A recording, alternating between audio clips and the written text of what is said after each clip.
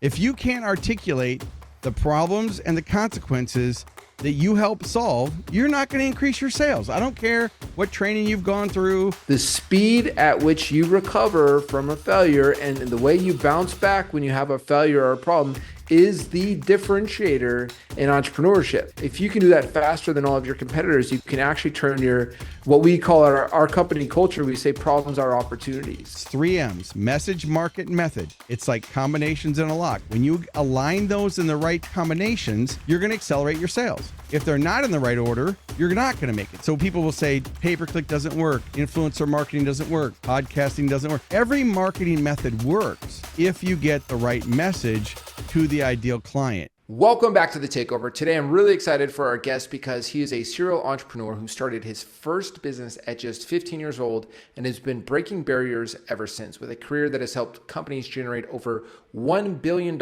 in sales worldwide. He has redefined the blueprint for business growth. And as president and CEO of Prime Concepts Group, a creative agency, he's mastered the art of attracting loyal customers, monetizing social media, and sparking innovation. Now, I'm thrilled to have you on this show today. Welcome to The Takeover, Saeks. Thanks, Tim. I'm so glad to be here. Anytime you want to talk about accelerating growth, I'm all in. I love it. And too, I mean, I think your first business was when you were 15, right? Right. Well, my first legitimate business was 15. I grew up in the projects of North Minneapolis. I was just an orphan and ran around on the streets, and I made money a lot of ways that would not be traditional and used nowadays. But my first real business started at 15 years old when I started a painting company. And then I learned that I could get attention by doing positive things and really adding value. And that was the first lesson I had was if I wanted to make money, I had to add more value. I think there's a lot more meaning to it than just what the surface level words are. So at 15 or as you're younger, you're starting to realize getting attention in a positive way. What does that mean to you? Like, what was that revelation you had? So I was sitting in a jail cell, 6 foot by 8 foot, thinking to myself, Tim, maybe I haven't made the best life choices. I was in jail for Grand Theft Auto. One of the things I didn't actually do, but certainly could have been in jail for other things. And one of the guards came by and gave me a cassette program from Earl Nightingale called The Strangest Secret. And so I listened to this cassette program, and I know you're too young. You'll have to Google. Some of your listeners are probably going to have to Google what a cassette is. But we used to have a Sony Walkman with the headphones. It was wired, no wireless, no iPods at the time. And I got this cassette program, and it changed my life. So I was trying to figure out a way to make money other than how everybody in my neighborhood was earning money. And anytime I would drop an F-bomb in the detention center or cuss, they'd make me paint. So I became a pretty good little painter. And so I thought, well, what business could I start? I could start a painting company. So when I got out, I went to my friends in shop class, and we made some flyers up, Tim, that said Saeks Painting and Light Construction. I handed them out all over town. And finally, I got a call from someone who wanted me to bid the job. And I was like, holy crap, I don't even own a paintbrush. So I went to the local paint store and I said, sir, I just started this business. Can you help me? He said, kid, get the heck out of the store. Now, I didn't realize at the time I had long hair, army jacket. I had a 9mm in my back pocket. Okay, well, I didn't have a 9mm. It was a 38. But he said, okay, kid, I'll help you. And he goes over to the shelf and he grabs a quart of paint and he sticks a paintbrush in it and he starts spackling me with paint. And I'm like, what are you doing? He said, well, you don't look like a painter. So he gave me a clipboard, a calculator, and instructions, and off I go to the prospect's house. Now, Tim, right before I knocked on the door, my self-talk, that little voice in your head, we all have it. And I thought, I can't do this. Like, what gives me I had imposter syndrome. I didn't even know what that word meant then, but I had self-doubt and fear. I went ahead and knocked on the door. The man started leading me through the house. He wants oil-based paint here, flat-based paint here, the kitchen kilts, the windows glazed. I don't even know what any of that stuff is. I don't know what those things are either. So I wrote it all down, and I said, I have to go back to my office to prepare the proposal. So I rushed back to the paint store, and paint manager helps me calculate all the materials I'm going to need, all the labor, and all the supplies. And back I go with the new proposal in my hand. This time when the door opens, the man's wife is standing there. She's looking right at me. I said, here's the proposal. It's $1,025. I need 50% up front and 50% on completion of the job. And I shut my mouth. And she took a look at me up and down and back at the proposal and said, do you have any experience? Now, Tim, this was an interesting point in my business, which was 2 hours old. Do I tell them that I repainted the entire north wing of the Hennepin County Detention Center because I dropped F-bombs? Or do I tell them that if you're not 100% satisfied with the job, you don't have to pay? So I said, what I said is a guarantee. I said, if you're not 100% satisfied, you don't have to pay. She said, honey, write him a check. And I thought, I'm going to learn how to do it. Now, that first year in business, I sold $35,000, which is about $300,000 in today's that's equivalent. a lot of money, man. So I learned at a very young age that if I can solve problems, if I can add more value, then people will invest and they'll pay me. To do that kind of revenue is such a young guy, and 2 hours into the business is pretty impressive. Where did it go from there? I mean, as a young guy, where did your mindset go and your belief? And then where did you go for the next business move? That first year in business, I had 3 crews working for me. Their average age was 40 years old. They taught me the business. So I learned how to build the relationships and go out and sell the jobs. They did all the work. So I gave them 60% of what I sold. I took 40% to go out and sell. So I learned how to sell, how to add value, how to communicate, how to create value propositions. And I learned grassroots marketing myself.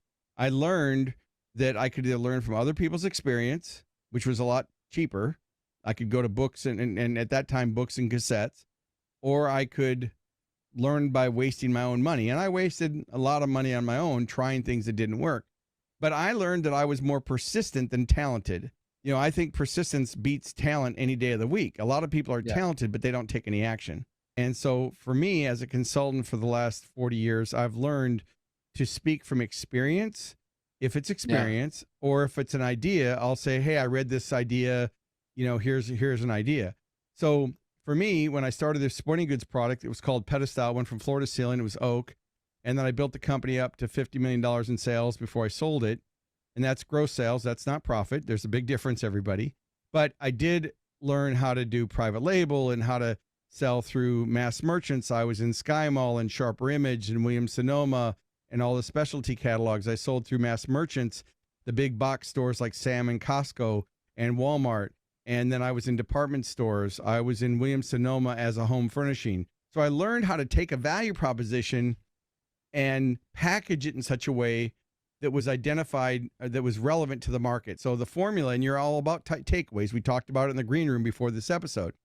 So the takeaway for everybody is, 1, create a success library. What do you have in it? It doesn't have to be the things we're talking about, but absolutely subscribe to this podcast. Make sure you share it with your friends, anybody who wants to grow, because Tim and Cindy, that's all they talk about is how to accelerate growth. So if you're interested in business, you definitely want to subscribe and add it to your success library. Number 2, your mindset.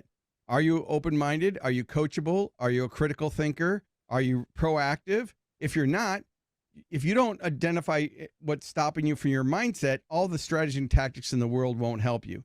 And then lastly, before we go on to the next question, it's a formula that I've learned over the years in business, which is when you attach the right marketing message, which is the reason why, the compelling economic or emotional reason why, to your ideal client, which is your target market, using the best method.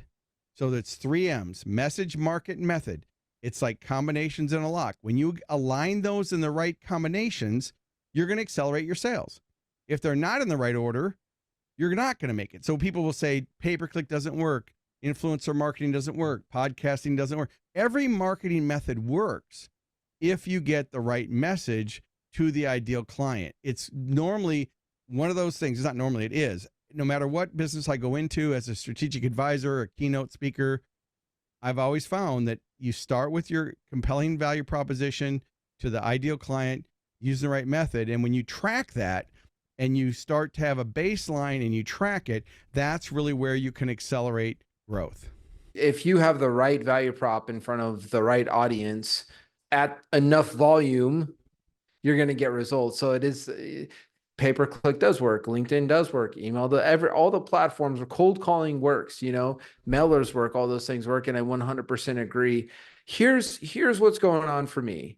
And I think people listening might be thinking the same thing, is like Ford makes it sound like you just wake up and magic happens and it's easy. I know I have a sneaking suspicion that you probably have a high pain tolerance when it comes to business, given a rougher childhood. What kind of challenges and difficulties did you go through, and how do you perceive problems and challenges, as an entrepreneur and really just as a high performer?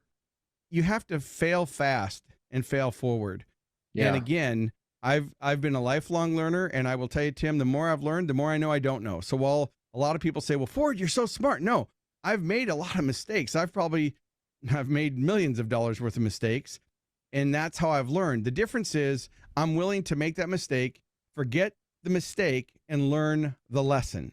So if you're sitting here listening to this right now and you're whining or complaining because of the competition or the job you have, well, life is short. What action steps are you going to take? Are you using the highest and best use of your time to make decisions, or are you using excuses? Are you producing results or complaining? And so you can't do both. Now, Yeah. as much as I'm saying this to you, yes, I make excuses. I didn't get up for Orange Theory this morning. I signed up for this class and didn't get up, right? So you can have the best intentions in the world, but you still have to take consistent action. At the end of the day, I have to let it go and say, okay, what did I learn today? What am I going to do differently? And on a scale of 1 to 10, how well did I add value? Did I create meaningful relationships?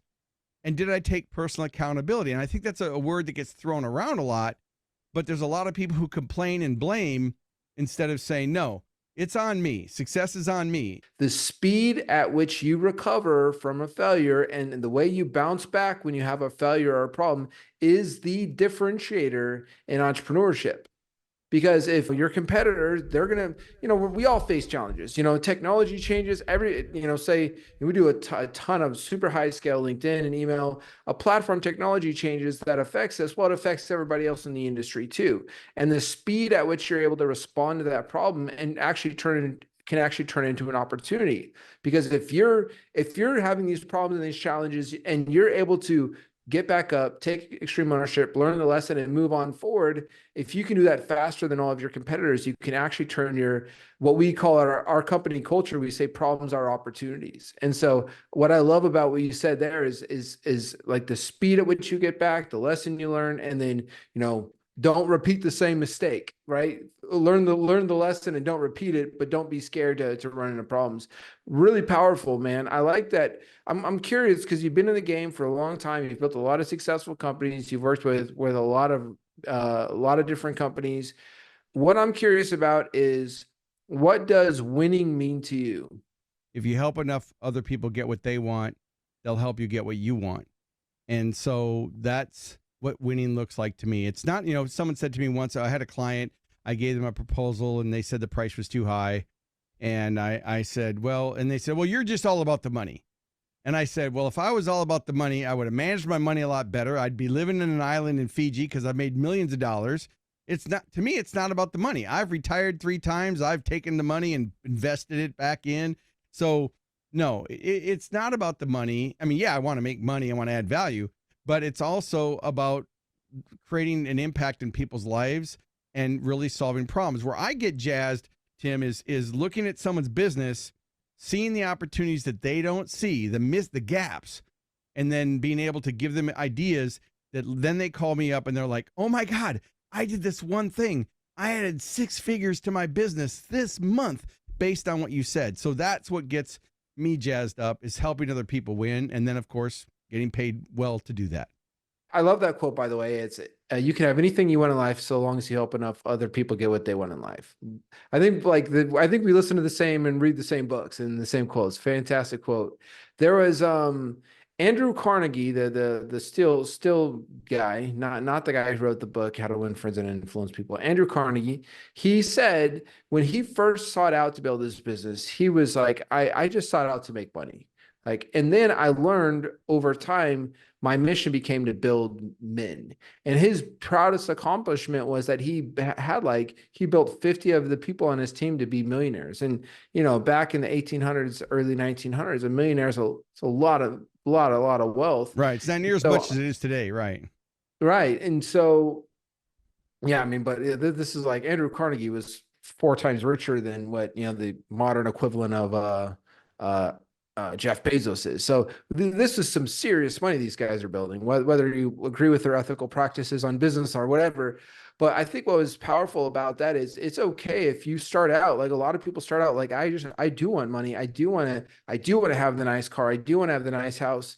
But I think most people get to a point where they say like, hey, I like that, but I also realize it's super rewarding when I see my clients winning. It's really rewarding when I see my employees hitting their personal, professional, and financial goals. So what I'm curious about, was that always the motivation for you, like that you enjoy seeing helping other people, or was that a process that over time you realize that that's where your fulfillment came from more so than just building the wealth? Early on, I learned a term called prosperity consciousness. And when I first got introduced to that, I didn't even know what the word prosperity meant. I didn't understand it. And no, we're not talking about the secret that, if you just do affirmations and you create your dream board, everything can come true. Now, I have a dream board and I have affirmations, but I'm not delusional to think that that's what's going to magically, it's not some magic pill that's going to quick fix and do it. The prosperity consciousness was number one. And then I think understanding value was number two. Because if you're selling something, you need to know what are the problems and what are the consequences. If you can't articulate the problems and the consequences that you help solve, you're not going to increase your sales. I don't care what training you've gone through. If you're not communicating the pain or the pleasure, and you're not communicating in a way that helps them identify. Sales and marketing isn't trickery. It's not hype. It's giving people enough information, of the right information, that they can make good decisions. So if you want to increase your sales, you want to increase your conversions, you want to increase your subscribers to your newsletter, you want people to join for your free webinars, you want them to download your free lead magnets, then you need to communicate in terms that they can identify with what's the inner dialogue, what's keeping that ideal prospect up at night, because the sale is made when they understand that you understand what their problem is. So when I get hired to speak at a keynote or opening keynote for a conference, big conference, whether it's 500 or 50,000 people, it all comes down to the same thing. If they think I understand what their top challenges are, I already have the credibility and they're ready to listen. I have an interesting question for you. If you lost your business, you all your contacts and all your money, and you had to get back to where you're at or beyond as quickly as possible, what would you do strategically? What kind of business would you build? How would you get there? I'd sit down with a notepad and I would do a brain dump. What problems do I solve that people will pay? What's my core area of expertise? What can I do? Then I would I'd pick an industry and I would look at what are the top challenges facing that industry? Who are the influencers? Who are the media contacts? What conventions or associations are in that industry? Do they have local chapters and national chapters? Who are the competitors? And I would mind map out the industry. Then I would look at my core competency list of the things that I do. And then I would look at the top challenges facing that industry and I would do research. I would use AI to help me identify the new opportunities. Call up a local business, look at some ad and say, how would you like to double your conversions on that ad? And they would tell me, and I'd say, tell you what, I'll work for free for 30 days. And if I've doubled your conversions, then you have to pay me $25,000 or $50,000. And I'd make money from nothing. And by the end of the week, I'd have an apartment. By the end of the month, I'd have a car and I'd be able to grow because I understand how to look for opportunities and not be a commodity. A lot of businesses complain about the competition because they're a commodity. How do you become the brand of choice? How do you stand out above the competition? And that's what I'm really good at. And so that's what I would do. Getting out of the commodity space by not just focusing on the pain and the problem, but getting the focus off of like your product and on what your product actually does for them. So when you think about getting somebody out of that ambiguous place of a commodity, well, hey, how many emails do you send out per month? I sent out this many for X amount of dollars. Well, the competitor is going to send out this many. How do you think about getting out of, hey, I'm now a commodity, and guess what? Walmart's always going to be able to sell it for lower. There's always going to be somebody to do the work for lower. There's always going to be somebody to do it for cheaper. When you're working with a brand, how do you think of like the process to get them out of being a commodity in like when they're trying to win business. So people fear a few things. Before they make a buying decision, at the end of the day, people want to know what's wrong with me. Can you fix it? How much is it going to charge? Are you going to charge me? And how long is it going to take? At the end of the day, they're looking for reasons not to buy than they are to buy. And they have fears. When you can preempt the fear, they have the fear of conflict. Well, if I make a buying decision, is my spouse, wife, partner, team going to matter? So they fear conflict. Is this going to be a lot of work? What if I do this and I invest in this program and it's going to be too much work? They fear failure. What if I spend all this money and it doesn't work? So conflict, fear of work, fear of failure, and then fear of change. I don't want to change. I'm happy with what I'm doing. I don't want to change. So you have to preempt those fears. Number two, you've got to look at the intent of the buyer. Some people are influencers, some here are decision makers. And how do you communicate effectively? There's different types of buyers, right? You got a buyer who wants to get it done. You got a buyer who wants to get it right. Those are two very different buyers. The get it done person doesn't want the details. Just tell me what it's going to cost and let's do it. The get it right person wants the statistics, the data, the sheets, the support. So you have to understand your ideal buyer. So Tim, what is something that you're selling right now? We sell like bigger companies hire us to do appointment setting for their sales teams. Okay, so hypothetically now, what type of client is your ideal client? How big, like over certain millions or certain number of employees? How do you judge your ideal client? I mean, generally, it could be on the small side. They're doing a few million. On the bigger side, biggest company we're working with is multi-billion. Gotcha. Most of them are going to be in the 10 million, 40 million range. Are you doing appointment settings for inside sales, outside sales, or just are you at the top of the funnel where you're going out and connecting with the ideal client to set appointments? Is that what you're doing? Yeah, it's a super high scale LinkedIn email, setting the meetings for their sales team. Yeah. Okay, so the problem you're solving is saving them time, shortening the sales cycle so that they can invest with you and then they can be more productive with their team so their salespeople can make more sales and higher sales more often. Yep. Hypothetically now, if there was a challenge, I want to be careful how I preface this. The biggest challenge when you're doing more complex sales is it's what you said. It's not focusing on the gizmos and gadgets of your product. It's understanding all the, for working with the CEO, and then he moves us to the president, and then we're talking to the VP of sales. And I think the biggest thing is making sure that you are clearly understanding the motivation of every person, so that when you go present a proposal, it's not here's how cool my product is, but it's, hey, you've got 5 people that are looking at this, all slightly different motivations, and you've got to create one presentation that makes all of them at least not say no, because the default of an organization, with the exception of maybe the CEO, is to stop things from moving forward. It's to keep safe. So that's probably the biggest challenge we face, and it's not a hypothetical. That is the biggest challenge that you face in complex sales. So for me, when I work with an organization that has that challenge, we look at mapping it out, and we look at, who's the influencer, who's the decision maker, and what's the narrative for that person. So for example, I'll turn it around on me. So as a keynote speaker, my fee's $25,000 to go in and do a keynote, right? A multi-day event could be $50,000 to $100,000. And so, the buyer is typically a meeting planner who's 25 to 35 years old, typically female in most cases. And, they're looking for diversity. They're looking for younger people. They're not looking for an old white guy, right? No offense. We're not being racist or anything else. I'm just saying that's just the reality of the world we live in, right? So I have to make sure that I appeal to the needs of each of those people. So when I have the relationship with the CEO says, hey, we need to have you come into our conference.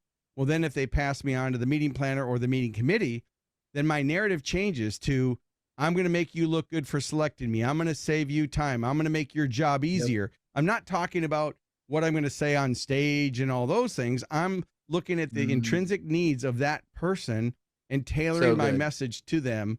And then that's what helps me stand out over the competition. Now, here's something else I do that I recommend people do if you have complex sales processes, is if you know that you're dealing with influencers and decision makers, then what I use a lot of video.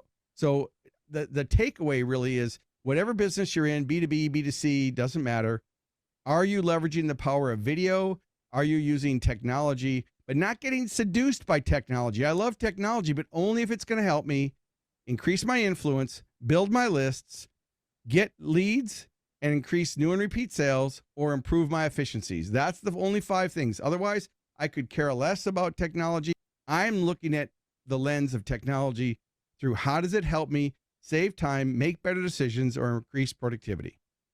Yeah, and straight up, if you're not using AI, if you're not using automation, if you're not using some kind of global talent, you are going to be dead. Then, because it's just the amount of efficiency that AI it gives you when it's used properly. I think the biggest thing is people are really confused about it, but there's so much. You can literally go onto ChatGPT and go, "Hey, ChatGPT, how do I use you? Give me some ideas on how to use you." Okay, what are some ways that I can make my business efficient? Well, ask me questions about my business that you need to know to help me. And so it's such an easy tool to use. And I think anytime I introduce people to how easy it is to start using it, I'll get text messages like a month later, like my brother, like, "Oh my gosh, I found out ways that I can use it for this, that, and the other." And I think once you start getting used to how it can make your processes efficient, how it can help with your studying, it really is a game changer. I know for us, AI has been a huge deal.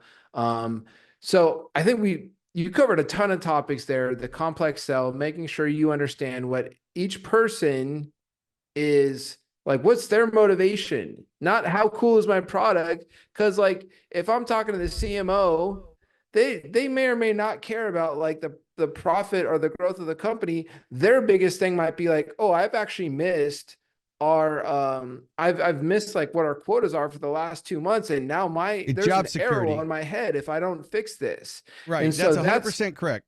It's going to be a lot different conversation to each person. And if anybody listening to this, if you have more than one decision maker in the process, 100% back this up a little bit and listen to what Ford just said there. If you're interested in learning more about AI, I know we're getting close to the end of the episode. You can go to my website. If you're watching on the video, it's profitrichresults.com/AI-training. It's a free 60-minute webinar that I do every month. I post a new one along with handouts and best practices. Yeah, awesome, brother. Well, we already got the plug in there. Make sure to reach out to Ford. Definitely got a lot of value today. You know, we've played around with some of the different AI on the video, so we're going to revisit some of those tools because a year ago, I'm not going to say the name of the tool, wasn't working so well, but that was a year ago or 6 months ago. Sounds like a lot of stuff's improved. Super cool.